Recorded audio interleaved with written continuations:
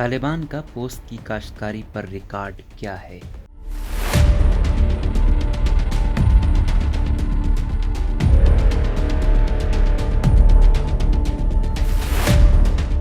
طالبان کا دعویٰ ہے کہ جب پچھلی بار ان کی افغانستان پر حکومت تھی تو پوست کی کاشتکاری ختم ہو گئی تھی اور ملک سے غیر قانونی منشیات کی آمد و رفت رک گئی تھی۔ اگرچہ 2001 میں جب طالبان برسر اقتدار تھے تو اس سال اس میں تیزی سے کمی دیکھی گئی تھی، تاہم اس کے بعد کے سالوں میں طالبان کے زیر کنٹرول علاقوں میں پوست کی کاشتکاری میں اضافہ ہوا۔ افغانستان میں کتنی پوست کاشت کی جاتی ہے؟ پوست کے پھولوں کو متعدد انتہائی لتاور منشیات بشمول ہیروئن بنانے میں استعمال کیا جاتا ہے۔ اقوام متحدہ کے مطابق دنیا میں سب سے زیادہ پوست افغانستان میں پیدا ہوتی ہے۔ افغانستان سے آنے والی پوست دنیا میں پوست کی کل رصد کی تقریباً 80% ہے۔ 2018 میں UNODC کے تخمینے کے مطابق پوست کی کاشتکاری سے ملک کی 11% معیشت منسلک تھی۔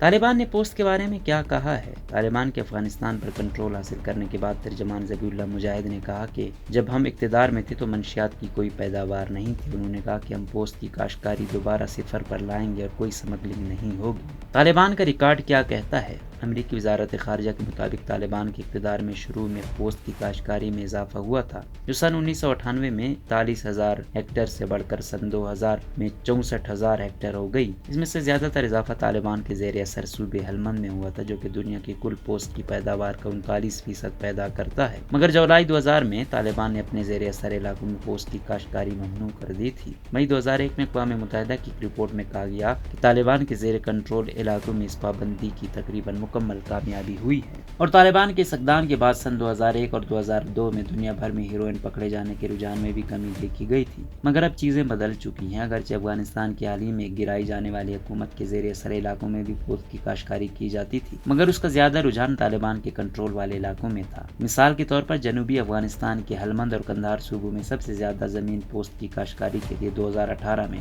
زیر استعمال تھی، جب طالبان کا ان پر کنٹرول تھا۔ طالبان پوست کی کاشتکاری سے پیسے کیسے بناتے ہیں؟ پوست کی کاشتکاری افغانستان میں ملازمتوں کا اہم ذریعہ، اور اقوام متحدہ کے مطابق 2019 میں پوست کی کاشتکاری تقریباً 1,20,000 نوکریاں فراہم کر رہی تھی۔ امریکی وزارت خارجہ کا دعویٰ ہے کہ طالبان پوست کی فصل کا فائدہ براہ راست منافعوں پر ٹیکسوں اور بالواسطہ طور پر اسمگلنگ سے اٹھاتے ہیں۔ پوست کے کاشتکاروں پر 10% ٹیکس لگایا جاتا ہے۔ پوست کو ہیروئن بنانے والی لیبارٹریوں سے بھی ٹیکس لیا جاتا ہے، اور غیر قانونی منشیات کی تجارت کرنے والوں سے بھی ٹیکس لیا جاتا ہے۔ طالبان کی اس غیر قانونی منشیات کی معیشت سے آمدن کے بارے میں تخمین 100 سے 400 ملین ڈالر تک ہے۔ امریکہ کا دعویٰ ہے کہ طالبان کے سالانہ ریونیو میں 60% غیر قانونی منشیات کا ہے۔ یہ منشیات کہاں کہاں پہنچتی ہے؟ افغانستان سے آنے والی ہیروئن یورپی مارکیٹ کا 95% ہے، تاہم امریکی حکام کا کہنا ہے کہ امریکہ پہنچنے والی ہیروئن میں صرف 1% افغانستان سے آتی ہے، اس میں سے زیادہ تر میکسیکو سے آتی ہے۔ 2017 سے 2020 کے درمیان منشیات کا 90% سڑک کے ذریعے ٹرانسپورٹ کیا گیا، مگر حال ہی میں سمندر میں پکڑے جانے کے واقعات میں اضافہ ہوا ہے، خاص طور پر بحیرہ ہند اور یورپ کی سمندری راستوں پر۔